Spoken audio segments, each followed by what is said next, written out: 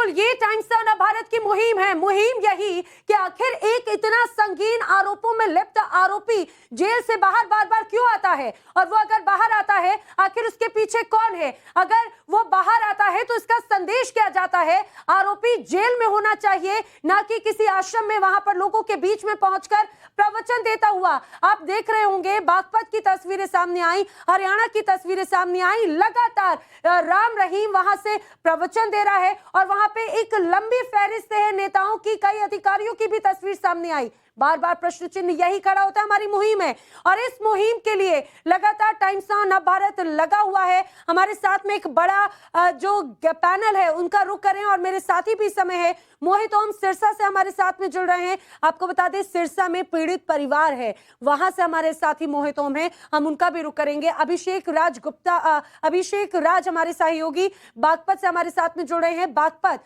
यानी कि वो जगह जहां पर बाबा का आश्रम है। मनोज कुमार हमारे संवाददाता है मोहाली से, बरखा त्रेहान है कार्यकर्ता, अश्विनी दुबे है एडवोकेट। लेकिन सबसे पहले मोहित मैं आपके पास आता हूं। बाबा खुले तौर पर घूम रहा है, बाबा को रेप के मामले में कोर्ट ने दोषी करार दे रखा है। नेता पैरोल पर जब वो बाहर है ऑनलाइन सत्संग में मिल रहे हैं और पिताजी कहकर उनसे आशीर्वाद मांग रहे हैं। इसमें सत्ताधारी दल के भी है, खासतौर पर उसी करनाल के जहां से मुख्यमंत्री खट्टर आते हैं, वहां की मेयर बाबा के ऑनलाइन सत्संग में शामिल होती है। जरा इन परिवारों से बातचीत करिए, क्या इनके जहन में चल रहा है, क्या इनके मन में चल रहा है, यह तस्वीर देखकर।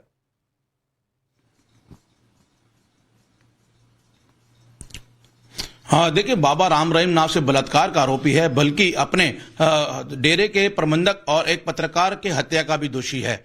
और जब ये हत्या की गई उसके बाद वो परिवार लगातार इंसाफ के लिए धक्के खाता रहा। सत्ता से आश्वासन मिला, लेकिन सही मायने में सत्ता ने उन परिवारों को ठगा और बाबा राम रहीम के कहीं न कहीं वो सहयोगी बनते नजर आए। और 17 साल बाद जब सजा मिली और उसके बाद जब बाबा इस तरीके से पैरोल में बाहर आ रहा है, तो कहीं ना कहीं ये परिवार अभी भी अपने को ठगा महसूस कर रहे हैं। उनका कहना है कि वो इंसाफ जो उनको चाहिए था, जिस इंसाफ की उनको उम्मीद थी, वो इंसाफ नहीं मिल रहा है। ऐसी एक पीड़ित है जो पत्रकार रामचंद्र छत्रपति के बेटे हैं, वो हमारे साथ है, जिन्होंने बाबा राम रहीम को जेल भिजवाने के लिए 17 साल एक लंबी लड़ाई लड़ी है। वो हमारे साथ हैं इस वक्त अंशुल छत्रपति। अंशुल, जब बाबा इस तरीके से पैरोल में बाहर आते हैं, सत्संग करते हैं, बड़े बड़े नेता उनके चरण पादुका पकड़ रहे हैं, उनको पिताजी कहकर संबोधित कर रहे हैं, तब एक पीड़ित परिवार के नाते आपको कितना ठगा हुआ महसूस करते हैं अपने आप को आप? देखिए, न्यायपालिका का सहारा लिया हमने शुरू से ही, क्योंकि हमें शुरू से ही सत्ता पक्ष से या राजनीतिक लोगों से कुछ ज्यादा उम्मीदें नहीं रही। और लगातार जो हमने लड़ाई लड़ी, उस वक्त जो जो हमारे सामने जिस तरीके के हर्डल्स क्रिएट किए गए, उसमें राजनीतिक लोग भी शामिल रहे, राजसत्ता भी शामिल रही। तो इसलिए हमें ये समझ आ चुका था कि इन लोगों से हमें ज्यादा उम्मीद नहीं है। ये लोग लगातार डेरा सच्चा सौदा प्रमुख को फेवर कर रहे थे, सपोर्ट कर रहे थे।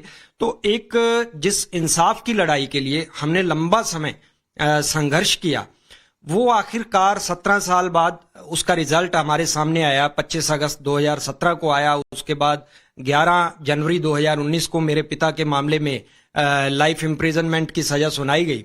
तो अब जब 4 सजा लगातार गुरमीत राम रहीम को हो चुकी हैं, 2 रेप के मामले में, 2 मर्डर के मामले में, तो न्यायपालिका से एक जो हम उम्मीद कर रहे थे, आखिर चलो लंबे वक्त के बाद सही, लेकिन हमें एक इंसाफ मिला, उसे सजा सुनाई गई, उसे जेल की सलाखों के पीछे भेजा गया। लेकिन उसके बाद एक जो डर्टी गेम फिर से शुरू हुआ है सत्ता की तरफ से, उस डर्टी गेम का भागीदार लगभग सभी राजनीतिक दल बनते हुए नजर आ रहे हैं। किसी भी राजनीतिक दल ने उसकी जो है विरोध नहीं जताया उसके खिलाफ। तो ये एक जो डर्टी पॉलिटिक्स है, उसका हम विरोध जता रहे हैं कि किस तरीके से पॉलिटिक्स जो है वो बलात्कार पीड़िताओं के जख्मों पर या मर्डर के जो विक्टिम्स हैं उनके जख्मों पर मरहम लगाने की बजाय किस तरीके से नमक छिड़का जा रहा है, ये सब हमारे सामने है। पैरोल पे एक आम तौर पे रूल होता है कि जब पैरोल मिलती है तो है, और जाहिर सी बात है ये हर किसी के जहन में यही सवाल बार बार आ रहा होगा कि जिस शख्स को एक सख्त सजा दिलाने के लिए एक बहुत लंबी लड़ाई लड़ी, जो लगातार अभी भी वो यातना, वो प्रताड़ना, वो मानसिक जो एक तकलीफ है वो अभी भी जो लोग लगातार झेल रहे हैं, अभी भी उस चीज को जब महसूस करते हैं, जब ऐसे आरोपी जेल से बाहर आ जाते हैं, तो आखिर क्या संदेश देने की कोशिश की जा रही है। अभिषेक राज हमारे साथ में जुड़े हैं बागपत, यानी कि जहां पर मुख्य डेरा आश्रम है। अभिषेक, पिछले कुछ दिनों से हम लगातार देख रहे हैं, पैरोल पर आने के बाद से राम रहीम बागपत के इस आश्रम में भी हैं। यहां पर लोगों की लंबी भीड़ है। आखिर क्या हो रहा है इस आश्रम में?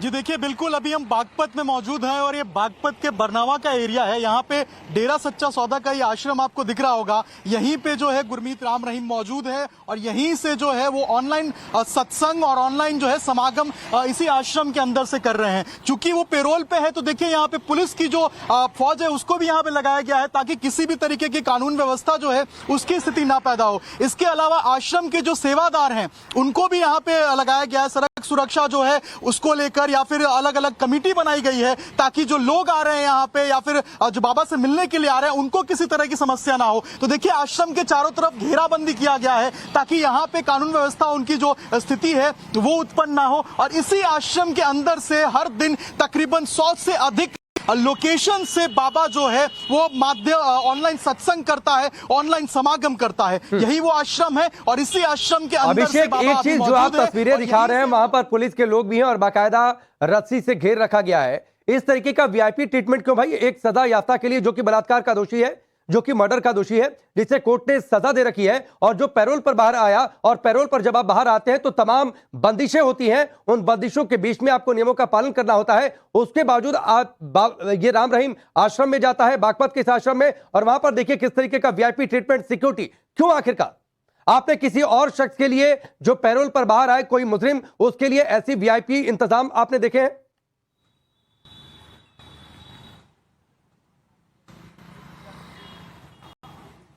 जी बिल्कुल, यही तो मेन सवाल है कि अगर कोई और दोषी होता, अगर कोई और आरोपी होता, अगर वो जेल से छूट के आते तो क्या उनको भी इसी तरीके से ट्रीटमेंट मिलता? क्या वो भी आश्रम में आते? और जो सवाल स्वाति मालीवाल ने भी उठाया है वो सवाल जो है बिल्कुल वाजिब है, क्योंकि देखिए आपको मैं आश्रम की तस्वीरें दिखाना चाहूंगा। ये आश्रम का मुख्य द्वार है और इसी गेट नंबर 3 से जो है ये लोग जो है यहाँ से जाते हैं, बाबा जाते हैं, और यहाँ पे जो पुलिस है उनको यहाँ पे लगाया गया है ताकि किसी भी तरह की कानून व्यवस्था की स्थिति ना हो। तो सवाल यही है कि अगर कोई और जो दोषी है रेप और हत्या का, अगर वो जेल से बाहर आता है तो क्या उसको भी इस तरीके से वीवीआईपी ट्रीटमेंट मिलती है? क्या उसके भी सेवादार होते हैं? तो कई सवाल है जिनके जवाब जो है वो हरियाणा सरकार को भी देने हैं, प्रशासन को भी देने हैं। बिल्कुल अभिषेक, लेकिन प्रशासन और सरकार तो जवाब देने से बच रहा है। मनोज कुमार इस समय हमारे साथ में है चंडीगढ़ से। मनोज, जब हरियाणा के मुख्यमंत्री से पूछा गया इस पूरे वीआईपी ट्रीटमेंट को लेकर, बार बार राम रहीम के पैरोल पर बाहर आने को लेकर, उनका कहना है कि भाई सरकार या मेरा इससे कोई लेना देना नहीं है,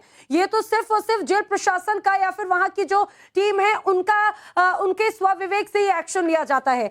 जरा बताइए कि आखिर जब बार बार नेताओं की मौजूदगी वहां पर नजर आती है, राम रहीम का आखिर कितना इन्वॉल्वमेंट, कितना प्रभाव, और अभी जब पैरोल पर आए तो वो कितना इंपॉर्टेंट है हरियाणा के लिए भी, पंजाब के लिए भी?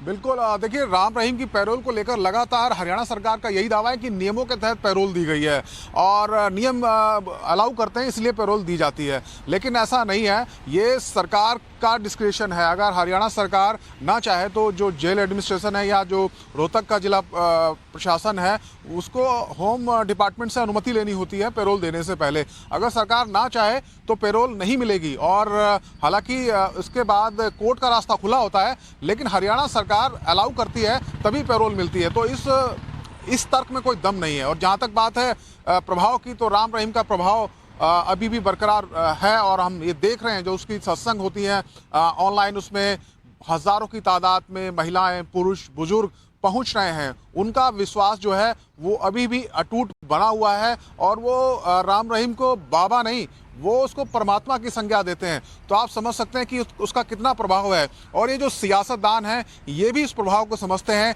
इसलिए तमाम आलोचनाओं के बावजूद वहां पर माथा टेकने के लिए, वहां पर राम चलिए मनोज, आपके पास लौट कर आते हैं जो सियासी हैं। ठीक है मनोज, आपके पास लौट कर आते हैं। बरखत रेहान हमारे साथ हैं और अश्विनी दुबे हमारे साथ हैं। लेकिन अश्विनी जी, सबसे पहले मैं आपके पास आता हूं। बाबा राम रहीम पर कितने गंभीर दोष सिद्ध हो चुके हैं और इन दोषों के बीच में जो टाइसन और भारत के सवाल हैं कि रेपिस्ट बाबा आखिरकार सलाखों के बाहर क्यों आया, इस तरीके का वीआईपी ट्रीटमेंट क्यों, सैकड़ों के गुनहगार को आजादी क्यों मिली, और पैरोल पर अगर कोई अपराधी बाहर आता है तो इसी तरीके का ट्रीटमेंट वीआईपी दिया जाता है क्या, और इसी तरीके से नेता उसके दरबार में हाजिरी लगाए। ये तमाम सवाल हैं और इन सवालों के साथ हम मुहिम भी लगातार ये चला रहे हैं कि बलात्कारी इस बाबा को जेल भेजो। लेकिन अश्विनी जी, एक बात बताइए दर्शकों के लिए भी, अगर कोई दोषी जो रेप का दोषी हो, जो कोर्ट से सजा याफ्ता हो, मर्डर का दोषी जो कि सजा याफ्ता हो, वो पैरोल पर बाहर आता है तो उसके लिए नियम कायदे कानून क्या होते हैं? क्या राम रहीम के संदर्भ में आपको उन नियमों का पालन होता दिखाई दे रहा है? पर किसी को छोड़ना जेल मैनुअल का एक पार्ट है, चाहे वो पैरोल हो चाहे वो फरोल हो, वो दोनों जेल मैनुअल में डिसाइडेड है कि किसी भी केस में सजायाफ्ता मुजरिम को छोड़ा जा सकता है। सवाल यहाँ पर यह है कि अगर पैरोल पर किसी को छोड़ा जाता है तो उससे समाज में क्या संदेश जाएगा, क्या शांति व्यवस्था वहां पर खराब होगी, या उस व्यक्ति को छोड़ने के पीछे कोई लॉजिक मौजूद है कि नहीं है। पैरोल पर बेसिकली छोड़ा जाता है जब कभी कोई घर में फंक्शन हो, शादी ब्याह हो, एक निश्चित अवधि के लिए कोई किसी की डेथ हो गई हो, इन परिस्थितियों में छोड़ा जाता है। देखिए, ये एक एडमिटेड पोजीशन है कि गुरमीत राम रहीम को सजा हो चुकी है मर्डर केस में और रेप के केस में। ये भी एडमिटेड फैक्ट है कि गुरमीत राम रहीम जेल से अभी पहली बार में, इससे पहले भी बाहर आ चुके हैं कई बार। सवाल ये है कि जो संभागीय आयुक्त है, तो पिछले 5 साल में 6 बार जिससे कहने पर ये छोड़ा जाता है। देखिए, चीफ मिनिस्टर इस बात से इनकार नहीं कर सकते हैं कि जो संभागीय आयुक्त यानी जो कॉम्पिटेंट अथॉरिटी है, डिविजनल कमिश्नर है, उनकी जवाबदेही भी सरकार के लिए है। अगर चीफ मिनिस्टर हाउस से ये मैसेज आ जाए कि इनकी जो पैरोल की अवधि उसको नहीं छोड़े, तो यहाँ पर कोर्ट में पैरोल पर नहीं रिहा किया है, यहाँ पर जो कॉम्पिटेंट अथॉरिटी है उस कॉम्पिटेंट अथॉरिटी ने इनको छोड़ा है। तो कॉम्पिटेंट अथॉरिटी सरकार के अंदर में काम करती है, तो जो एप्लीकेशन लगी है क्या उस यानी अश्विनी जी, एक बार थोड़ा और अगर इसे सरल शब्दों में और ये समझाएं और दोहराएं कि अगर बार बार सरकार ये कह रही हो कि इसमें सरकार का कोई रोल नहीं है इस तरह के सजा याफ्ता और दोषी आरोपी को बाहर लाने के लिए, तो इससे इनकार नहीं किया जा सकता, यानी कि वो सरकार की ही इच्छा शक्ति पर निर्भर करता है कि इतना गंभीर आरोपों का कोई व्यक्ति बाहर आएगा या नहीं। देखिए, डिविजनल कमिश्नर इसमें जेल मैनुअल के मुताबिक कॉम्पिटेंट अथॉरिटी होता है जी। तो अगर डिविजनल कमिश्नर इनकी एप्लीकेशन को, क्योंकि ये कोर्ट से इनको पैरोल नहीं मिली है, कोर्ट में ये चैलेंज कर सकते थे अगर उसको जो कॉम्पिटेंट अथॉरिटी इनको पैरोल पर आने की परमिशन नहीं देती तब, ये कारण बताकर। और डिविजनल कमिश्नर आपको ये मानना पड़ेगा कि स्टेट अथॉरिटी जो स्टेट गवर्नमेंट है उसके अंडर फंक्शन करता है। अगर स्टेट गवर्नमेंट और होम मिनिस्ट्री ऐसा मैसेज देती है, ऐसी इंटेलिजेंस इनपुट आता है कि इनके आने से समाज में व्यवस्था खराब होगी, निश्चित तौर पर उसको रिजेक्ट करना चाहिए। बिल्कुल, एक बार नहीं कई बार, और एक अपराध संगीन अपराध है, तो इसमें ये कहना है, कोई सरकार ये नहीं कह सकती कि मेरा कोई रोल नहीं है, और ये भी नहीं कह सकती ये कंप्लीट एडमिनिस्ट्रेटिव डिसीजन है। Administrative decision with the consent of the government है। कोर्ट का डिसीजन होता तो with the consent of government हम मान सकते थे कि नहीं। जी सर। लेकिन administrative decision is always taken with the. बिल्कुल, बहुत इंपॉर्टेंट पॉइंट ये अश्विनी जी आपने बताया है कि अगर कोर्ट का अगर डिसीजन होता वो एक तस्वीर अलग होती, लेकिन एडमिनिस्ट्रेशन की तरफ से अगर कोई एक्शन लिया जाता है यानी कि वो सरकार के अधीन आता है राकेश, और ये बार बार अगर खट्टर साहब ये कह रहे हैं कि इससे उनका लेना देना नहीं है, ये जेल प्रशासन की का डिसीजन है, तो वो ये कहा जा सकता है कि वो बस बचते हुए नजर आ रहे हैं। इसमें किसका शामिल है, किसकी रजामंदी स्पष्ट हो जाता है। लेकिन बरखा, ये बहुत इंपॉर्टेंट है क्योंकि हम लगातार देख रहे हैं ऐसे समय में जब रेप के मामले लगातार बढ़ रहे हैं, कम होने के बजाय इस तरह के कई ऐसे मामले सामने आते हैं और जो एक स्टेटमेंट मार्क हो जाते हैं, जो आरोपी इस तरह के होते हैं जिनके ऊपर कई गंभीर आरोप हैं, वो अगर इतनी आराम से अगर बाहर घूमते हैं तो क्या मैसेज जाएगा समाज में, क्या लगता है आपको? यही मैं कहना चाह रही थी, आपने बहुत ही अच्छा प्रश्न पूछा कि मैसेज कितना गलत है। समाज में हम क्या मैसेज दे रहे हैं कि एक रेपिस्ट को, एक मर्डरर को हम पेरोल पे बार बार छोड़ रहे हैं, और उसे क्या हक है पेरोल पे कब छोड़ा जाता है? जब किसी की मौत हो जाए या किसी के घर में शादी है। लेकिन यहाँ पर देख रहे हैं कि वो नाच गाना चल रहा है, म्यूजिक वीडियो रिलीज कर रहे हैं, लेकिन इसके पीछे कौन लोग हैं जो सपोर्ट कर रहे हैं? सीधा सीधा प्रशासन अपना पल्ला नहीं झाड़ सकता। ये राजनीतिक लोग अपने स्वार्थ के लिए कितना गलत मैसेज दे रहे हैं कंट्री में। दूसरी बात, जो सबसे बड़ी बात है, मेरे पास हजारों लाखों केसेस हैं जहां रेप के जो कन्विक्ट्स हैं वो कभी जेल से बाहर नहीं आ पाए, यहाँ तक कि अपने माता पिता भाई बहनों से भी मिलने में उन्हें बहुत परेशानियों का सामना करना पड़ता है। यहाँ वो हर थोड़े दिन बाद पेरोल पे आ जाते हैं, नाच गाना भी कर रहे हैं, इन्फ्लुएंस कर रहे हैं वोटर्स को। क्यों कर रहे हैं वो इन्फ्लुएंस? ऐसे लोग क्या इन्फ्लुएंस करने लायक भी है या बाबा कहलाने लायक भी है? रही बात स्वाति मालीवाल की, उनका सिलेक्टिव आउटरीच मुझे नहीं समझ आ रहा। जब मौलवी के साथ ये सब होता है तब वो कुछ भी नहीं बोलती हैं, जब पादरी जी क्लीन चिट मिल जाती है कोर्ट से तब वो चुप रहती हैं। लेकिन यहाँ पे उनका सवाल उठाना है, उनका सवाल लाजमी है, मैं उनके साथ खड़ी हूँ, लेकिन सिलेक्टिव आउटरीच उनका जो है बहुत नहीं। ये बरखा जी, अभी तो ये वक्त नहीं है कि हम सिलेक्टिव आउटरीच पर हम डिस्कस करें, लेकिन एक शख्स जिसे बाबा कहना भी उचित नहीं है और उससे भावनाओं को नुकसान पहुंचता है। आपने कहा कि दूसरे कन्विक्ट्स हैं रेप के जो बाहर नहीं आ पा रहे हैं, तो बरखा जी वो कोई बड़े बाबा नहीं है, उनके पास लाखों का डेरा नहीं है, उनके पास लाखों कार्यकर्ताओं की फौज नहीं है, वो चुनाव में वोट बैंक को प्रभावित नहीं कर सकते हैं। ये एक बड़ा फर्क है और इसीलिए इन्हें बाहर निकाला जाता है जब जब चुनाव होते हैं, और 20-25 दिन, एक महीने के लिए, ताकि बाबा बाहर आए, सत्संग करें और उसके जरिए वोट को प्रभावित करने की कोशिश की जाए। मुझे तो एक बात नहीं समझ में आती है बरखा जी कि एक शख्स जो कि रेप का दोषी है, जो मर्डर कर चुका है, वो सत्संग कर कैसे सकता है और वो सत्संग में क्या बताएगा? बिल्कुल सही प्रश्न है, ये सत्संग करने लायक नहीं है और इसीलिए मैं आपकी मुहिम में आज भी खड़ी हूँ, कल भी खड़ी हूँ, हमेशा खड़ी हूँ, इन्हें तुरंत जेल भेजा जाए। मैं डिमांड करती हूँ सरकार से कि इन्हें ये पल्ला ना झाड़े। मनोहर लाल खट्टर जी का बयान मैंने सुना, इस तरीके से पल्ला ना झाड़े। और नहीं, पल्ला तो झाड़ेंगे ना बरखा जी, उनकी पार्टी के कई सारे मेयर लगातार इनके ऑनलाइन सत्संग में शामिल हो रहे हैं। पिताजी आशीर्वाद दीजिए, इस तरीके की बातें हो रही हैं वहां पर, तो वो तो बचाव करेंगे ही करेंगे। बिल्कुल। और राकेश, ना सिर्फ बल्कि मेयर, बल्कि हम देखते हैं कि एक लंबी फौज है नेताओं की जो या तो फिजिकल रूप में उनके सामने होते हैं या तो वर्चुअल। वो बचते भी हैं लेकिन उनकी कृपा भी चाहते हैं। वो तस्वीरें भी क्या हैं, हम अपने दर्शकों को दिखाते हैं। डिप्टी स्पीकर किस तरह से उनकी उस सभा में मौजूद है, हाथ जोड़े खड़े हुए हैं, हाथ जोड़े खड़े हुए हैं, जैसे किसी भगवान के सामने, किसी मंदिर में जब आप प्रार्थना करते हैं उस तरह की याचिका मुद्रा में है। मेयर देखिए, मेयर किस तरह से हाजिरी लगा रही है उनके उस ऑनलाइन, उस वर्चुअल पूरी सभा में। सत्संग में बीजेपी विधायक भी आपको नजर आते हैं और ये दर्शाता है कि अगर बाबा राम रहीम रेपिस्ट, राम रहीम जिसके ऊपर हत्या के आरोप हैं, दोषी करार दिया जा चुका है, जब राम रहीम बाहर है तो वो सभा में कितने लोग यहाँ पर शामिल हो जाते हैं। इसी बीच स्वाति मालीवाल जो लगातार सवाल खड़े कर रही है, वो सिर्फ राम रहीम की पैरोल पर नहीं बल्कि मुख्यमंत्री खट्टर से भी सवाल पूछ रही है। सवाल ये पूछा उन्होंने कि किस कोर्ट ने पैरोल दी, पैरोल क्या जिलाधिकारी ने दी है, किस जरूरी काम के लिए उन्हें पैरोल दी गई है। ये तीसरा सवाल है स्वाति मालीवाल का, सरकारी कर्मचारी पर क्या कार्रवाई की गई है। तो ये स्वाति मालीवाल के मुख्यमंत्री खट्टर से ये 5 सवाल है। ट्वीट उन्होंने किया है और इस ट्वीट के जरिए उन्होंने ये सवाल पूछे हैं कि आखिरकार बलात्कारी राम रहीम, मर्डर का दोषी राम रहीम बाहर क्यों है।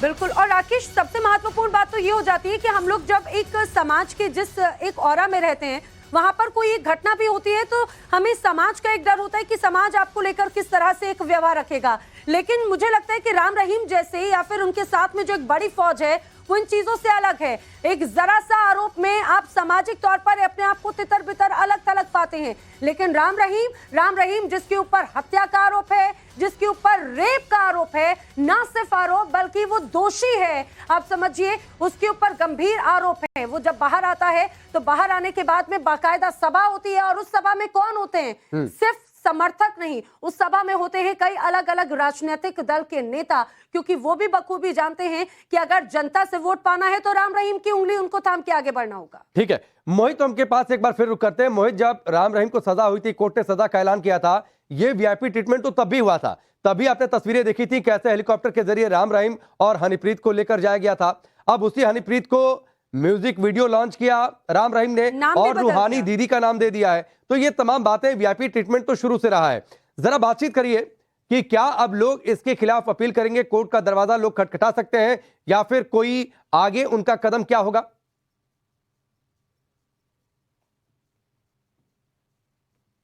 हाँ बिल्कुल, देखिए मैं उस पीड़ित परिवार से बात करता हूं कि उनका रुख क्या होगा, क्योंकि जिस तरीके से राम रहीम बाहर आ रहा है तो क्या ये उस कदम से, कोर्ट के कदम से, सरकार के उस कदम से अपने को कहीं ठगा महसूस तो नहीं कर रहे? सर, जिस तरीके से राम रहीम बाहर आ रहा है, एक लंबी लड़ाई लड़ने के बाद आप लोगों ने उनको जेल की सलाखों के पीछे भेजा था, अब वो जब जिस तरीके से बाहर आते हैं तो आपको क्या लगता है, और आप लोगों का अगला कदम क्या होगा? क्या आप दोबारा से इसके लिए एप्लीकेशन मूव करेंगे कि बाहर ना आए, जो जांच चल रही है या जो सजा है उसको कहीं ना कहीं वो व्यथित ना करे, उसको कहीं छेड़खानी करने की कोशिश ना करें? देखिए, बिल्कुल हमारा जो हम लोग अभी भी संघर्ष के मैदान में हैं, ठीक है, उसको सजा हो चुकी है, तो हमारी लड़ाई अभी जो है वो खत्म नहीं हुई है, जारी है, क्योंकि जिस तरीके से उसको लाभ पहुंचाने के लिए बार बार सलाखों से बाहर लाया जा रहा है और जिस तरीके से बेशर्मी धार कर उसको दोबारा से स्टेज पर बैठाया गया, सत्संग कर रहा है, वो गाने जारी कर रहा है, तो हमारा अगला जो स्टेप है, हम लोग अपने वकीलों से राय कर रहे हैं इस मामले में, क्योंकि जो एक पैरोल फरलो को लेकर जो एक्ट था, उस एक्ट में जो ग्राउंड्स, जिन जिन रीजंस को लेकर के एक कैदी को पैरोल दिया जा सकता है, उन रीजंस को हटाने के लिए सरकार ने एक बदमाशी की। 11 अप्रैल 2022 को एक अमेंडमेंट किया उस कानून के अंदर, 1988 जो पैरोल एक्ट था जो जी, उसके अंदर इन्होंने अमेंडमेंट किया है अभी हाल ही में, ताकि गुरमीत राम रहीम को फायदा पहुंचाया जा सके, उसे पैरोल दिलवाई जा सके। क्या है वो फायदा, कैसे अमेंडमेंट किया गया है? उसमें the Haryana good conduct prisoner temporary release act के अंदर जो एक कंडीशंस थी, उसमें ये कहा गया था कि temporary release of prisoners on certain grounds. तो वो ग्राउंड्स ये थे कि उसमें अगर आपके किसी फैमिली मेंबर की डेथ हो जाती है, या फैमिली मेंबर की कोई मैरिज है, या आपको अपनी एग्रीकल्चरल लैंड की सोइंग, प्लॉइंग या उसकी हार्वेस्टिंग करनी है, तो इस तरह के कुछ रीजंस थे। उन रीजंस में क्योंकि गुरमीत राम रहीम फॉल नहीं कर रहा था, लगातार जो 2-3 पहले एप्लीकेशंस लगी वो इसी ग्राउंड को लेकर के डिसमिस हुई, क्योंकि राम रहीम के नाम एग्रीकल्चरल लैंड रजिस्टर्ड नहीं थी, उसके किसी बेटे बेटी की शादी नहीं थी, परिवार में ऐसी कोई इमरजेंसी नहीं आई, तो लगातार उसकी एप्लीकेशंस डिसमिस होती रही। इस वजह से हरियाणा सरकार ने इस एक्ट के अंदर एक अमेंडमेंट किया। क्या है अमेंडमेंट, क्या है वो? अमेंडमेंट उन्होंने इस एक्ट के अंदर 11 अप्रैल 2022 में किया, और उस अमेंडमेंट के बाद ये जो 3 सर्टेन ग्राउंड्स एक प्रिजनर्स के लिए रखे गए थे, इनको रिमूव कर दिया एक्ट में से। और अब उन्होंने कहा कि कोई भी कैदी जो है वो बिना किसी रीजन के उसको 70 दिन की पैरोल लेने का हक है साल के अंदर। तो ये एक बड़ा इजी कर दिया गया, एक ट्रैक तैयार किया गया एक वीआईपी कैदी के लिए। तो हम लोग पिछले कई दिनों से ये लगातार कह रहे थे कि जिस तरीके से राम रहीम को 1 दिन के लिए, 2 दिन के लिए, 4 दिन के लिए कभी फार्म हाउस गुरुग्राम में लाया जा रहा है, तो एक ट्रैक रिकॉर्ड तैयार किया जा रहा है। आप लोगों को ठगा महसूस कर रहे हैं। यही तो एक सबसे बड़ा सवाल हो जाता है, और यही तो मुहिम हम चला रहे हैं कि बार बार आखिर इस तरह से पेरोल या फेरोल पर आखिर कैसे राम रहीम को इतनी रियायत दी जा रही है। इस मुहिम का हमारे दर्शक भी हिस्सा बन सकते हैं। सोशल मीडिया पर आप हैशटैग राम रहीम को लेकर जो हमारी मुहिम चल रही है, आप उसमें आप हिस्सा बने। जेल फॉर रेपिस्ट बाबा के नाम से आप ट्वीट करें, टैग करें और इस मुहिम का हिस्सा बने, क्योंकि कई ऐसे लोग हैं जो ये चाहते हैं, जो इस तरह के दोषी हैं, उनके ऊपर इतनी कृपा आखिर क्यों प्रशासन या सरकार की नजर आती है। अश्विनी दुबे जी, एक बात जरूर समझना जरूरी है, आप ये जरूर बताइएगा कि लॉ एक्ट क्या कहता है। जितनी रियायत राम रहीम को हम देखते हैं मिलती है, जितनी रियायत सरकार की तरफ से या फिर जेल प्रशासन की तरफ से मिलती है, क्या अन्य जो रेप के या हत्या के आरोपी हैं, क्या उनके लिए भी एक्ट इतना ही फिजिबल है? कोर्ट के लिए खुली है। कोर्ट कमीशन से जुडिशियली ऐसे केसेस में, जिन केसेस में एडमिनिस्ट्रेटिव डिसीजन बायस्ड होता है, उन केसेस में लोग कोर्ट जाते हैं, पैरोल मिलती है। लेकिन अभी जो अमेंडमेंट की बात जो सिटीजन अभी आपके पास थी, उन्होंने बड़ी अच्छी बात कही। हरियाणा गवर्नमेंट ने 11 अप्रैल 2020 को Haryana good conduct prisoners temporary release act 2022 में अमेंडमेंट किया। उस अमेंडमेंट में जैसे पहले था कि ब्लड रिलेशन में कोई डेथ हो जाए, ब्लड रिलेशन में कोई मैरिज हो, या एग्रीकल्चरिंग के लिए, फार्मिंग के लिए कुछ समय के लिए 30 दिन के लिए पैरोल मिलती थी, जिसको 70 दिन एक्सटेंड किया गया।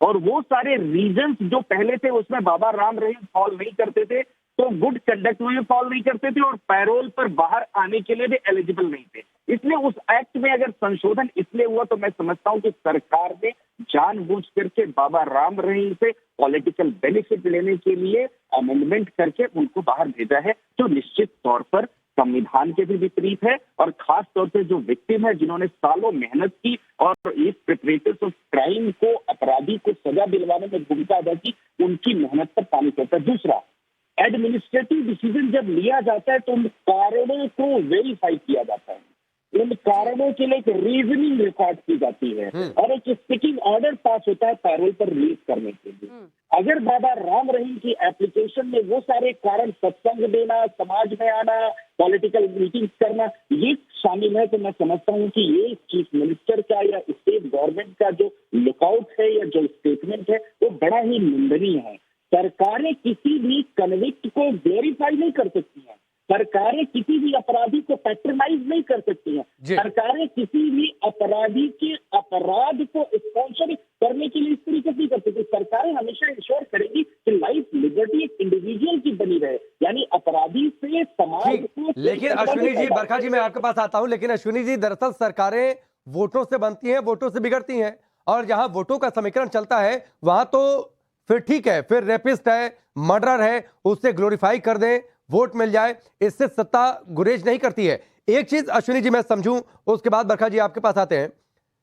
क्या जो लोग हैं, पीड़ित परिवार है, जहां पर मोहित भी बातचीत कर रहे थे, उनके पास आगे इस संबंध में कोई विकल्प है?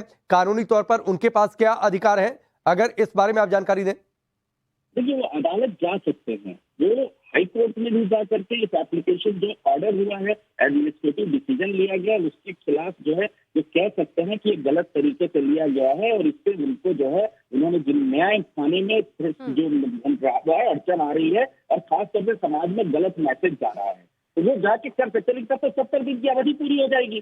सवाल तो ये भी है कि जब तक अदालत जाएंगे, जब तक रिट पिटीशन फाइल करेंगे, उसको फ्लैश करवाएंगे, उसके बाद तब तक 70 दिन का समय पूरा हो जाएगा या राम रहीम सरेंडर कर देगा जी। ये सारी चीजें हैं, लेकिन आगे से मैं समझता हूँ आप लोगों की मुहिम से, टाइम्स नाउ नवभारत की मुहिम से एक चीज जरूर अच्छी होगी कि आगे से ऐसे अपराधी को पैरोल पर रिहा करने से पहले 10 बार एडमिनिस्ट्रेशन को सोचना पड़ेगा।